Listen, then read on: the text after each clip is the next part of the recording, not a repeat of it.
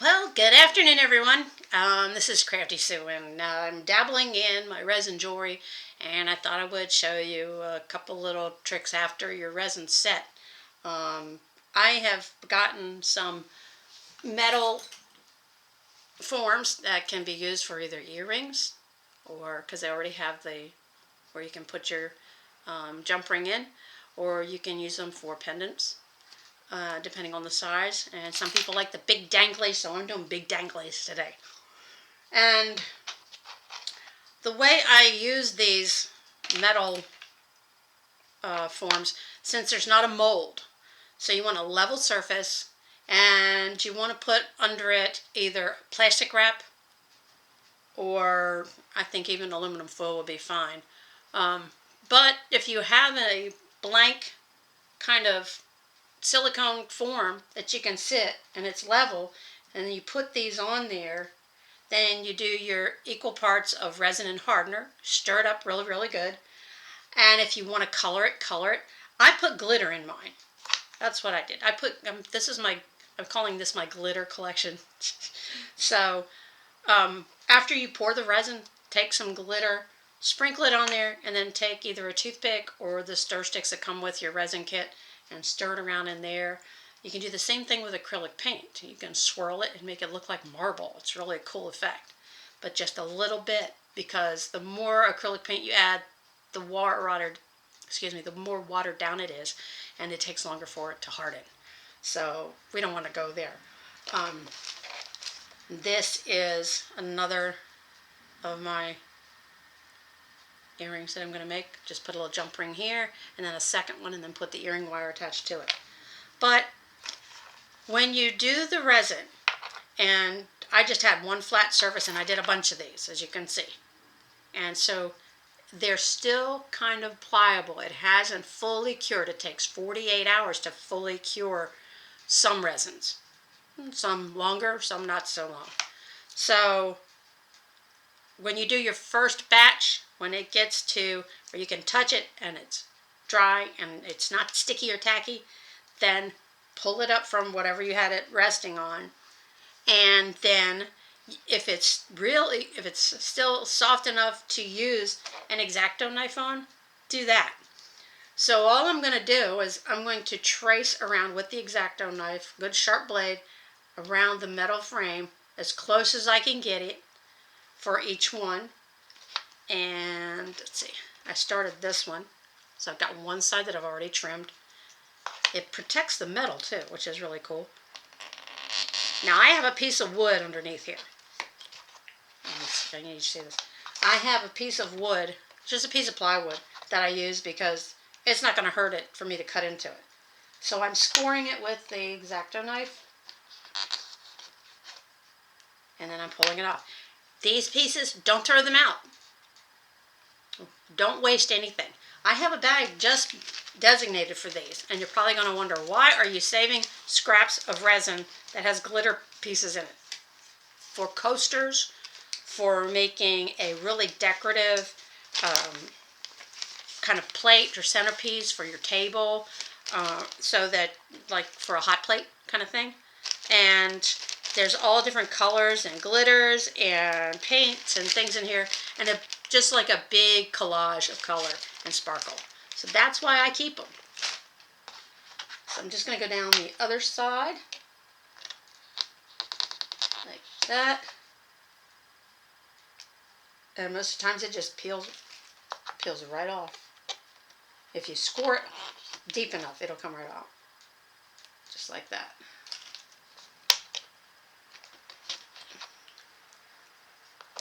Now some of them I've been able to get it so close that the metal gets exposed, and that's fine too. But it doesn't have to be like that, because there's a ridge inside these forms. There's actually, inside the form, there's like a bevel.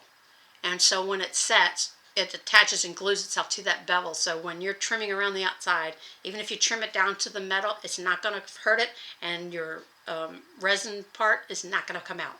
I haven't had one single one pop out yet. So now if you're real careful and you want to do like you're doing carving or peeling an apple, you can go down the side this way. Just stop before you cut your thumb. No blood on the jewelry. So I'm doing that on all 4 sides. Now the side that has the loop for the jump ring is kind of tricky, but it's actually not. And trim that down.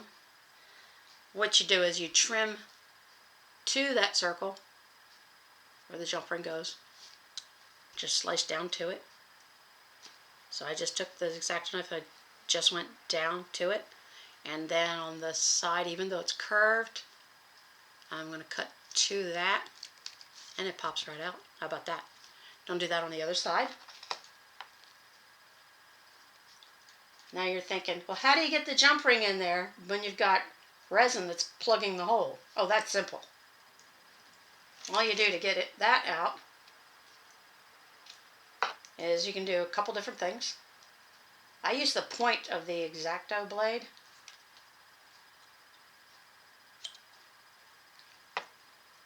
And I'll take the point and I'll go right through this hole. And I'll do a little twisty motion, just like this. Do it in the front, and then turn it around.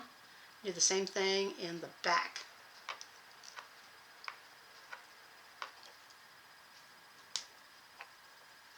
Now if you don't want to play around with the blade and worry about possibly dulling your point on this, you can use a pair of curved point scissors. These things are really good and sharp. You do the same thing, except you want to put it down on your cutting surface and do it there.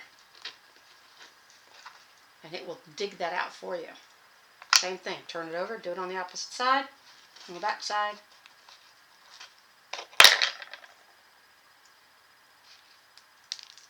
And now it comes off, just like it's supposed to. Now these little curved scissors are great for a couple different things, especially when you're doing resin jewelry. It's great for curved edges. I'm just going to finish boring that out. There we go. Because I don't want to mess up the metal finish. Like that one.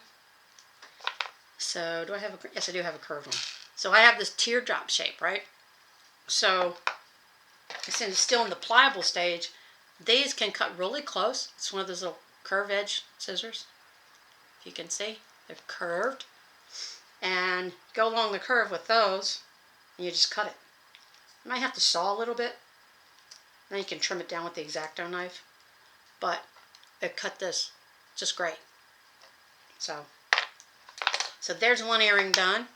I need to separate this one from the triangle one. And I'm going to go between those like that. Score it really good. And when you score it deep enough that you can bend it, do like this. And then they'll separate. Okay? So we're going to do that on all 4 sides again. The other tool that you can use is a little mini hand, it's like a drill bit, a little mini drill, hand drill, a boring drill, or they use it for making, you know, when you're making your beads, that little drill. That's a good sized chunk. That's going to go right in my scrap bag, so I can make a really nice set of coasters out of it. They'll be unique, and they'll have all kinds of colors, so it goes with everything. And I am doing this like I'm peeling an apple. Or onion or whatever. Oh, now you get to hear it. That sound it makes. And just come down this side. Nice slither there. Sometimes you can just reform another pair of earrings with just the scraps, which is really fun too. I've done that. I've taken chunks of these. As long as they lay flat, and put them in the mold, and just make a new pair of earrings out of them. There's that. Go to the other side. Like this. You can also use, which I don't think I have one out here right this minute, oh yeah I do, a jewelry head pin. You can use that to poke that hole out. Sometimes it works, sometimes it doesn't, but sometimes I'll do what's called a pilot hole. So I'll take the X-Acto knife and I'll make a little pilot hole,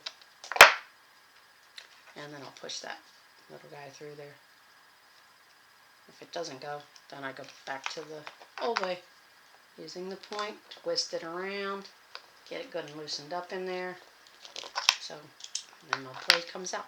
That's the only problem with this one thing. If I don't watch it, it comes undone. I didn't have it tight in there. Make sure your blade's in the handle tight, because if it comes out and it slips and you end up having to get a band-aid or worst case scenario stitches, you don't want to do that either. So this takes a little bit of time, a little bit of patience, but it's all so worth it.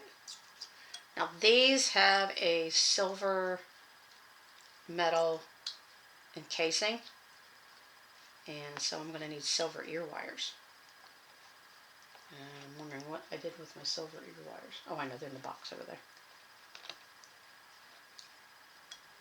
So we're going to take that little guy out, and that's where the little scissors come in handy, because they force it to do what I want it to do. You can almost use them like forceps sometimes.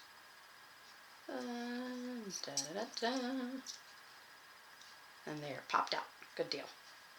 Okay, now I'm going to take a little closer inspection, make sure that I don't have any excess resin floating around the edge like that to make it look all chunky. I want it to have a smooth edge, and the corners the same way, like this. Smooth it out, and like that.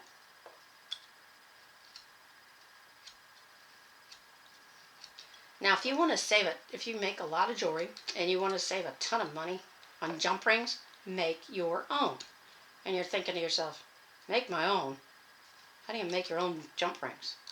Well, that's simple. You use this little gadget I have. It's a jump ring maker. And so I make my jump rings.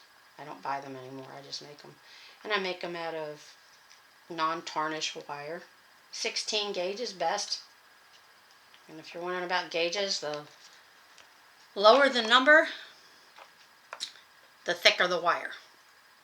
So a 24 gauge is going to be really thin, and that's not going to do for jump rings. You want them to have some kind of strength to them. You don't want them to be weak. So I'm taking this down to right just to the metal, because that looks much better that way. So I've got one earring, and I got 2 earrings, and I need jump rings. So if I'm going to make jump rings, I'm going to get one of these. This is a jump ring maker. And a jump ring maker is so much fun. I can't even tell you. To make these earrings use 2 size rings. I call it a medium and a small. So the medium would be the thicker bar, and the small one is going to be the smaller bar. So I could really use some more small ones. It clamps to whatever you want it to clamp to, that it will fit. I believe it will fit clamped to this table, if I'm not mistaken. Let's see. It's got a good 3-inch space, so you can clamp this up to like a 2.5-inch wide tabletop. So I just put it on there, and I have a thick tablecloth underneath here so that it doesn't damage it. I'm going to do that. It takes a minute to get it to be in place. And then I'm going to show you how to load this up so that you can make your jump rings. I just got to remember what I did with the wire. I think it's behind me. Is this where the wire is? Let me see. No, that's patterns. That is not. That's just patterns. Let me see.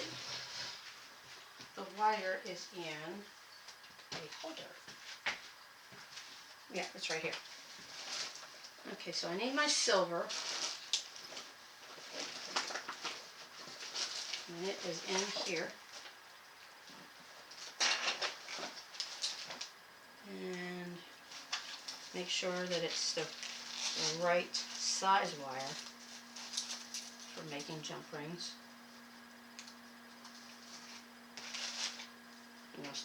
can, I'll try to show you the difference. If you have a wire gauge, that's awesome.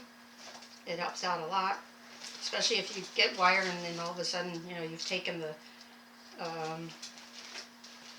labels come off of it or whatever. I have two actually, two of these guys.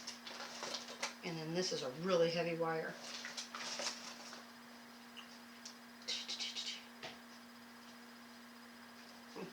That's a heavy wire too. I want the 16 gauge, which is see, 20's a little too flimsy. And that's why I said the higher the number, the thinner the wire.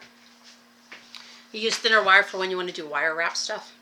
So this is a 20 gauge, and it is really thin. Then you've got, this is a non-tarnish. This one is actually an 18. Huh. This is a 24, and I use this when I make my own clasp. Instead of using a lobster claw, I'll use this because you want it good and hard and sturdy, so it'll stay. It won't bend and bend out of shape.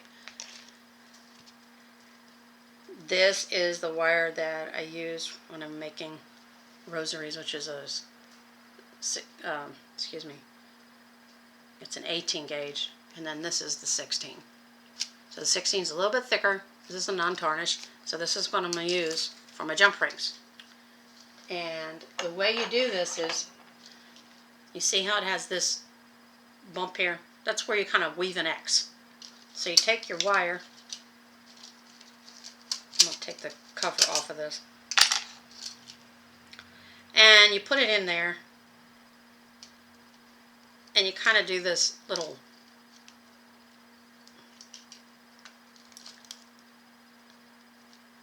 X.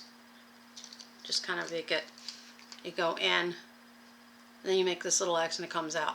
Now your jump rings are going to form on the long shaft of this. So you put it in the corresponding hole on your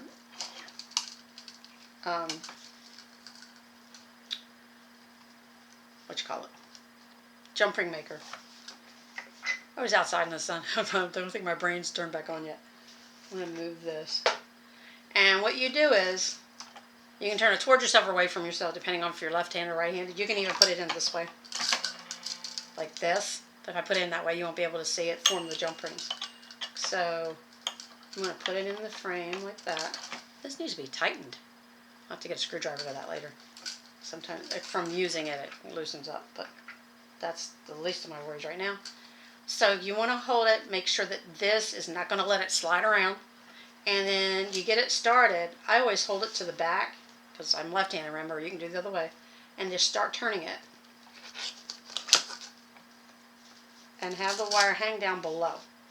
And all you do is you allow this to naturally line it up. Scrunch it. That's how you get more jump rings out of your wire. And you want to do like this. And this is what you're going to get. This is what it does. You see how it's making all these little jump rings. And then to take it off, you untwist it.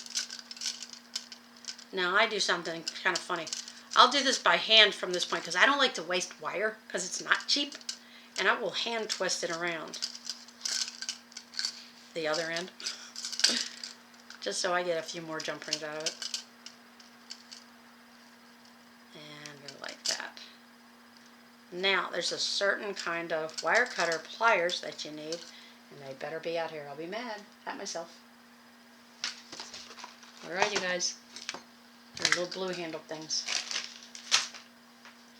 Ha ha ha ha ha. Oh, they're there. These are called, well, they're called shears. And what it does is it cuts it at the two angles. And that's how you get this off of here. So, and you cut it as close as you can. I'm going to show you. You're going to cut it as close as you can to that post. Like that. Okay? Put it over there. And I'm going to cut the a little loopy thing on this side. I'm just going to cut that little piece off. It's okay that I kind of waste that piece. Can't make anything out of it. Then it comes right off. Just like, this is how you make springs too. The way you make a spring using one of these is you use the lighter wire, and it just naturally makes it springy. I don't understand, but it does. So I'm going to put that back in there. Oh, actually, I need some bigger ones. Since I'm doing silver, I need the larger rod as well. Just enough to do these earrings. And same gauge wire, still the 18 gauge. And wrap that baby around the X and get it kind of started. Sometimes I'll do that also. So that goes in the next hole up. And then do the same thing. Pull that around and then start turning it. And it just naturally grabs it. I love it. You can make a whole bunch of these things if you choose to. Which I'm short on some, so I may as well make a few extras. And if it separates, you just shove it together. Take it out. Use these little wire cutters. Yeah. And these aren't jewelry, they're just wire cutters that I saw that would do the job. They do much better. And then untwist it on the other end. Push them together so you can get a couple extra jump rings out of this little piece. Then I'll show you how to cut the jump rings. Now, if you don't have something to catch what falls off of here, make sure you do. Like a bowl or something. I'm going to unhook this till it'll be out of my way. Like this. And I'm going to put this to the side. I've got a class coming up, so I'm trying to get through this stuff like that. Okay, so now I have this size jump ring. And then I have this one, which is just a little bit smaller. And that's the two sizes that I need. So where you stop, where you trimmed it off, where you ended it, you take your wire cutters and you line it up with that end like this. I don't know if y'all can see. Can you see this? Here's the end over here. And I've lined it up. And you cut 3 to 4 at a time because you're not going to be able to cut them all at once. And all you do is, I cut my hand over it so I don't lose them. And then cut. And you end up with lovely little jump rings. You can see they're already separated, so all we're going to do is when we put the earrings together, so we're going to scrunch them back together. So I've got those. I guess I'll cut them all.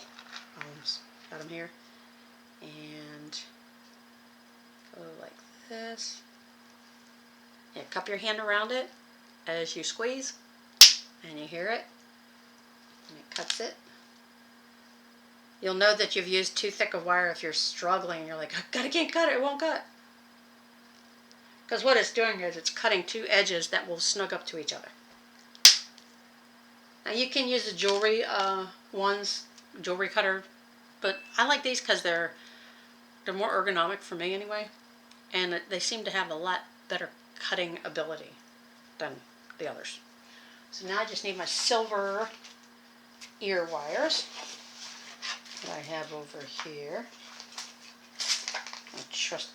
I try to keep all the findings for the earrings in a little box like this, and there's one container that has the real tiny stuff like crimp beads and things like that, and that way I don't lose them. I just have to remember to write it on the outside of the box first, like what's in that box. So I've got just your regular ear wires that you can get, hypoallergenic and all that good fun thing. Since these have a silver attachment. Now, you have to kind of like think like if you were going to wear them. how you put the jump rings in. So first I have to determine what's the front side and what's the back side. Well, let's see. Which one do I want the front? See, these are made so that I could have the recessed part be the front. This is a little rough. Or I could have the flat side that was against the table surface. And I'm just going to take a look and see which looks better. This way or this way? I'm going to go with the shiniest side out. So that's going to be the side I want to hang out. Okay? So the first jump ring, and you're going to need, well, I use 2 of these needle nose pliers. The small needle nose pliers. 1, 2. One's a little pointier and the other one's kind of chunky. I use the chunky one to kind of hold it and this one to twist it back. So you take the bigger jump ring of the 2 and you put it, doesn't matter which way you put it in. If the opening from when you cut it off the rod is not big enough, that's when you take the other pair and you do this. You do opposite directions. So you just kind of twist it open just a little wider, not too much or you'll make the shape go out of whack. And put that ring in there and then twist it back to when it meets. I think, oops, I put it up there. So it just sort of meets. Now the thing you do is you take the wider ones. What I do is I take a little squeeze, make them really close, and then squish it out. In other words, seal it shut. Just where those 2 pieces meet, I just squished it really hard. And that way it seals it. I don't know if y'all can see. But that seals that first one shut. I don't know if y'all can see. Try this way. If I hold it up with the pliers. Da-da-da. Come here. Okay. Now that, they've met together, and when I squashed it, it forces the metal to meet each other and fuse kind of together. And that's what will keep your earring from falling off your ear. Well, from coming apart, is when you squish it together like that. So it's kind of like hammering it, except you can't hammer this because then you would destroy the earring. So I've decided this is my front side. This is the side I want that people can see. And so I'm going to take the smaller ring of the 2, which is this one, which I forgot to cut. I forgot to cut them. Oh, I'm silly. There we go. And well, they're really close together in size, so it really doesn't matter for these earrings. Dangles are dangles. Bangles are bangles. So I already know that that's not opened wide enough. I'm going to do the twist opposite directions. See how I'm doing that? Like that. And I'm going to put the earring wire on the jump ring first. Why? Because when this is in a person's ear, okay, the loop that jump ring goes into is facing front to back. So the next one going into it has to go side to side in order for it to hang properly. So I know for this, you want that part that's going to be on the outside, not the part that goes through the ear, but the loopy part. That you want it facing away from you. And the earring, oops, goodness gracious, it's so lit up. And the earring, that right side, you want it to face the same way. And while you're holding it with the wide ones, take the skinnier ones and you twist it, just like you did the first one. Squeeze it from the outside just a little bit. Don't let them overlap, so they just meet. Give it a good squish, and then you've got your earring. So that's how you get your right side out. When you put your jump ring on the earring wire and you go to hook it to the one that's on the actual earring, you actually want to have the outside facing this curved part. So when you put it on, if I can find the hole in my head. I got lots of holes in my head. This is being done without a mirror. So now you can see the pretty side is the side that you see. So let's go ahead and do the other one. The bigger one on first, like this. Do the little twist. Put it in the earring. Close it up. I call this giving it a little hug, where you hug it together.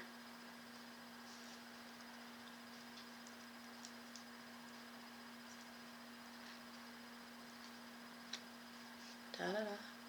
Come on, baby. And squash it together. Because you don't want any gap in there to have the second jump ring jump out. That's the whole point of it. Now it's just a little Just making funny noise. I don't know why I did that. I know it slipped out of my fingers. There we go. And why is it doing that? It's moving around my fingers. I'm like, I can't give a good hug. It doesn't want me to hug it. Well, maybe if I do this. Sometimes you can put both pliers on either side and just kind of, not like that. You gotta do it a little bit more. And just kind of give it a hug by pushing both sides. I can't talk today. I must have heat stroke. And there's that one. And then the other one is right here. Yeah, come here, you. Come to mama. And again, I've got the jump ring to the little, twist it open just a little bit. Put the earring wire on it to where it's, did you see that? I'll grab out in a minute. But anyway, here's the, that's the other thing. These things are flying sometimes. And put it in the earring wire so that the rounded part is facing away. And then when you put the earring on, the side you want to be showing out, you want that to be facing the way the curved part is.